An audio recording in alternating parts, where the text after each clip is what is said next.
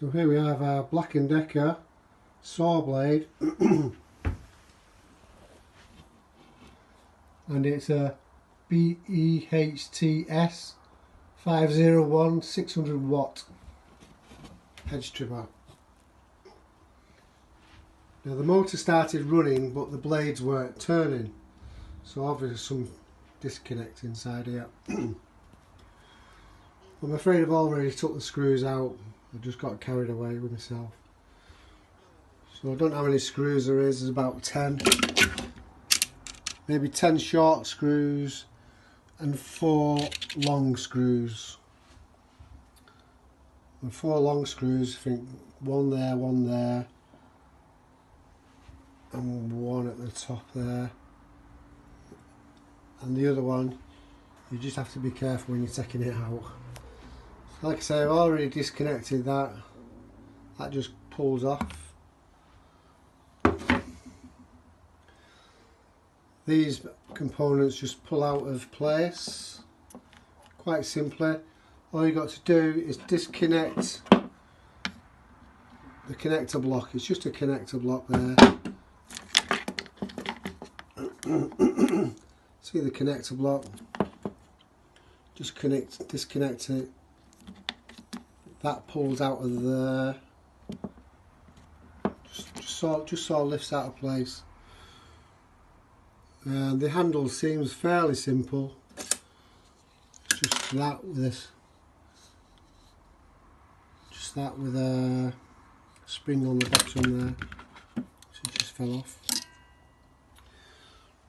And then the back just lifts out.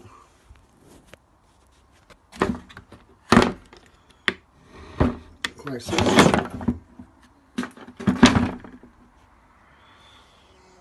So I had a bit of trouble disconnecting the 2 parts of the motor, but I'd left a screw in somehow.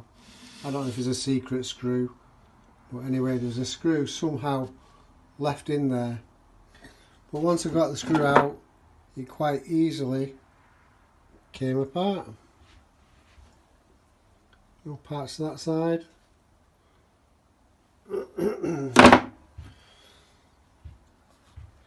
So immediately we could see damage in here, and it seems to be overheat damage to this area here. You can see molten plastic there, and the wheel is not quite aligned anymore, so the wheel has moved out of position due to melting plastic. I don't know if this has caused this gear here to wear out, but this is the problem, another problem area I should say, whereby this tooth, the teeth on this gear cog have worn down considerably, and if I turn that one of the ways, it misses, it doesn't engage.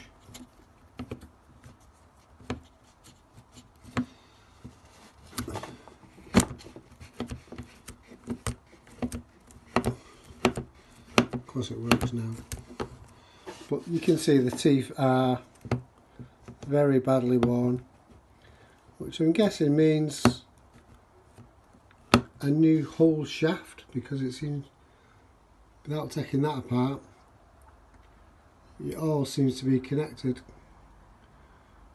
I probably will take it apart just out of curiosity, but that's for another day. But I'm afraid the saw blade, maybe through too much use, is overheated, because we did cut some quite really thick branches with it, and I don't know why there's not a bearing in that position there, because I can't see anything that says bearing there.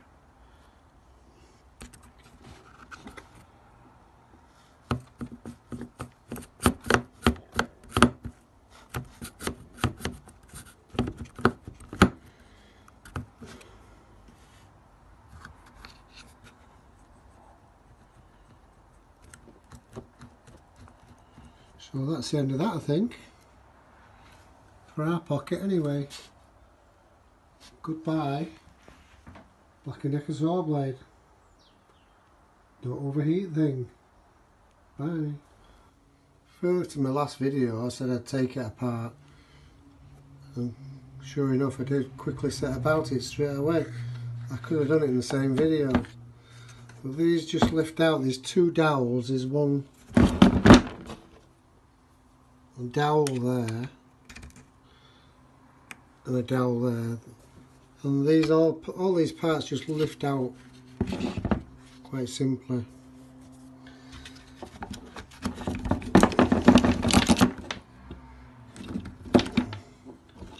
So that's the motor out,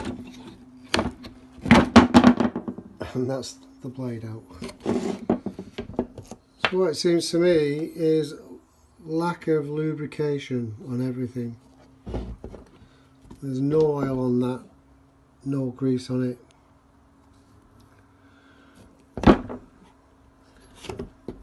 And there's a dowel that runs through the centre of that. And you can see it's got a tiny bit of grease on it, if anything. Nothing really. So I think that's half the problem, is lack of grease on everything. The cog, there's nothing on the cog. Whether you can see how worn out it is, I don't know. All the teeth have gone off that.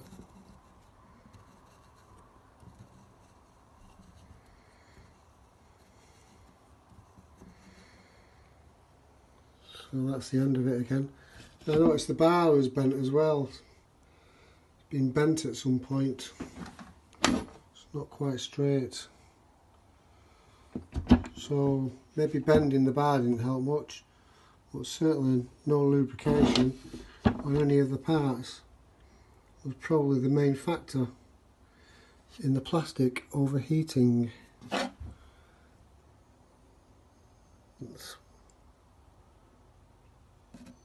Where is it? Is that it? Can't quite make it out.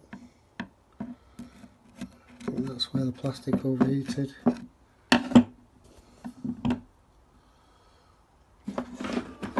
I've got that many screwdrivers here, I can't find one.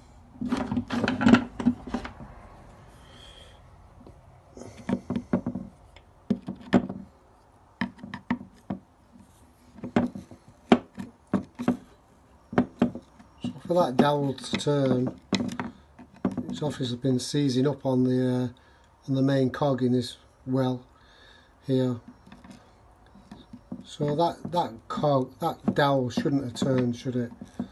So that's clearly lack of lubrication on the centre thing there.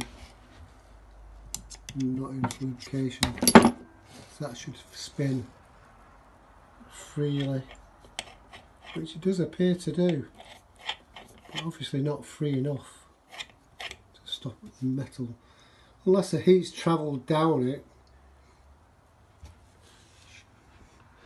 Yeah, maybe the heat's travelled down it and melted the plastic, and again possibly not enough lubrication has caused that to happen, to overheat. Still, she's toast. The saw blade, Black & Decker saw blade, seems to have fell on its own sword. Bye now. So further to my video of this wheel moving to one side because of the plastic mounting, I made a shim to go in there just to push that wheel back into position. Just a 90-degree piece, and I'm going to put it in there, and I'm going to glue it in. I've got some plastic stuff that I use for body filler. I'm just going to put a bit in there just to hold it in place, but it shouldn't need anything, but I'm not taking a chance. So I'm going to do that now, and I'll probably have to turn it off because I've only got one pair of hands. So I've glued my shim in. All it is a piece of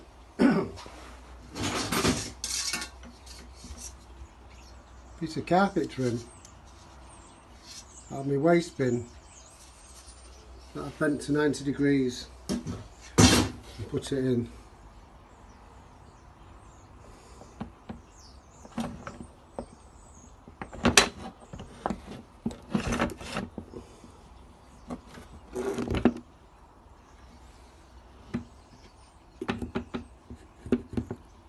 So again, I need 2 pair of hands just to slot it back in there.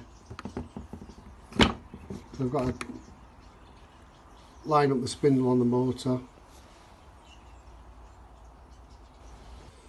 So it's nearly in now, so just a little shove and it should go down.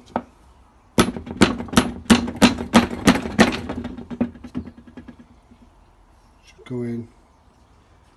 And there's a spindle missing out of there. It goes back in there. Somehow. And then I just put it all back together. And it should go because it's meshing nicely with the motor. So there's no reason for it not to work. And it's pushed that spindle right back into place where it was, so it should work perfectly, or not.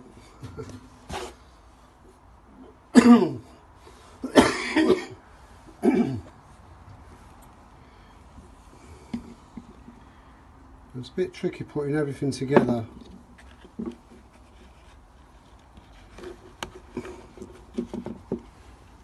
One hand, but this should just, this outer cover should just go straight on there with no messing at all.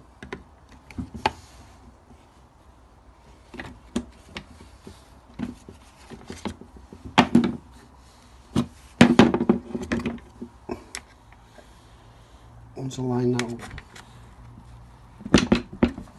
there she goes. Little dowels. The cover should go back on. There you go. Perfect fit.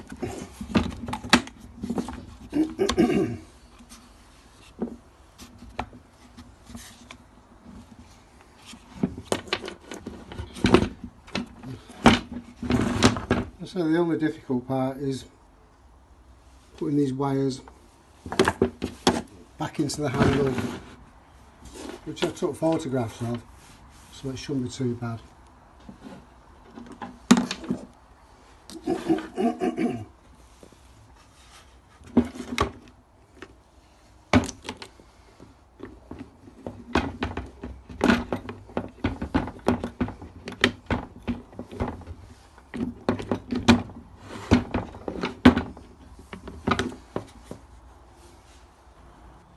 So I've slotted that in, that's my shim, a bit of filler holding it in, a bit of grease on the wheels, the axle, pushed everything back in, the motor, put the handle back in,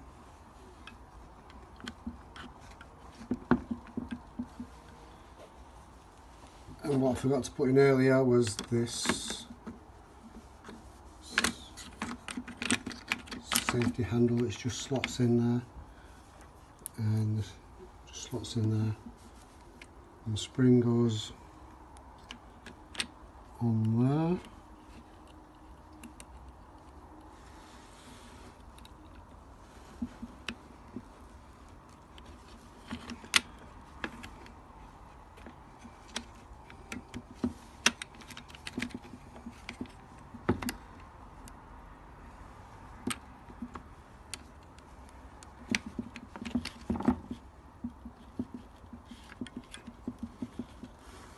And then the cover just goes on then, as long as the wire's not trapped.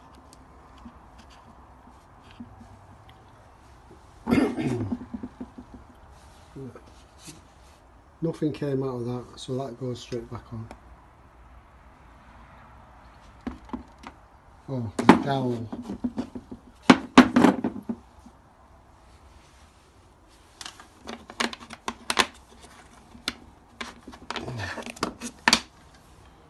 Dowel goes back in there.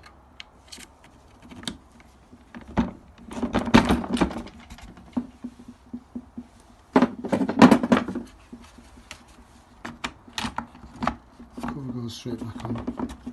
Just watching the wires. Don't get trapped in your fingers. Some nasty skin pinches there. And again, check the wires are not going to stick for the cover.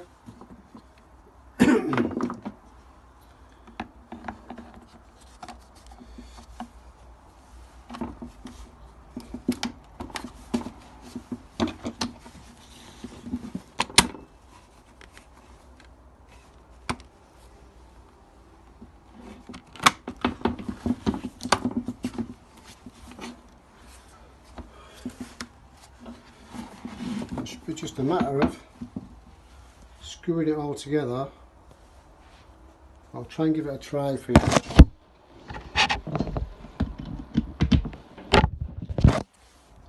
I'll try it before I screw it.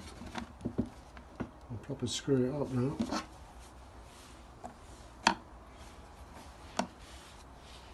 Forgot to do, again, not enough hands to do anything.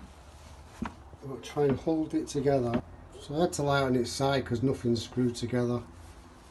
But it does work. I'll try and do it again.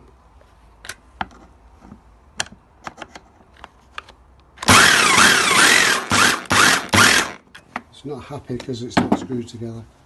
It does work. I'll screw it all together and try and give it a little go outside. So I think that's the first half on. Now I've not looked at the pictures. That looks as though it just goes onto them splines there. Not sure where that goes. I'm guessing it goes underneath there. So it's been bent over at some point. Oh no, that's that goes down there, and that just goes on them two little plastic dowels there.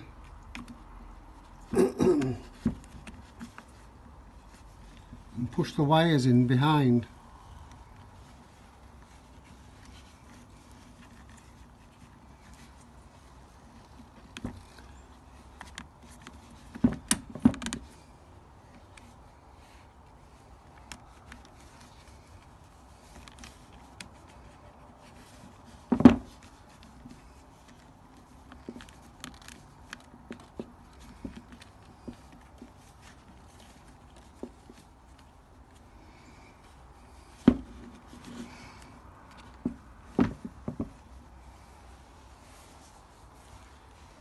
And that just goes into that slot there, and then we just connect the connector block. How did that go? I think that just slots onto that little V piece there. There, like that, and just two connectors, two wires, and the switch. Which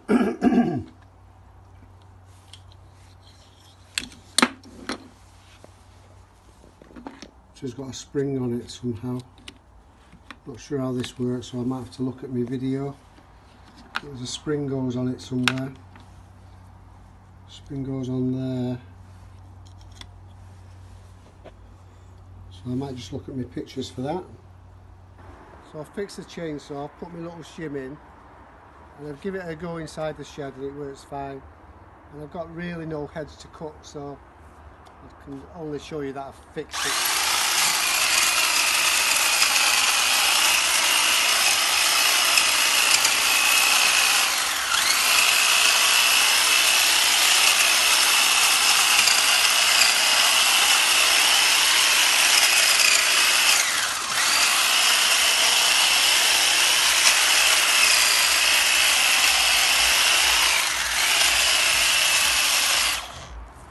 So there you are. Hopefully it will stay like that for quite a while.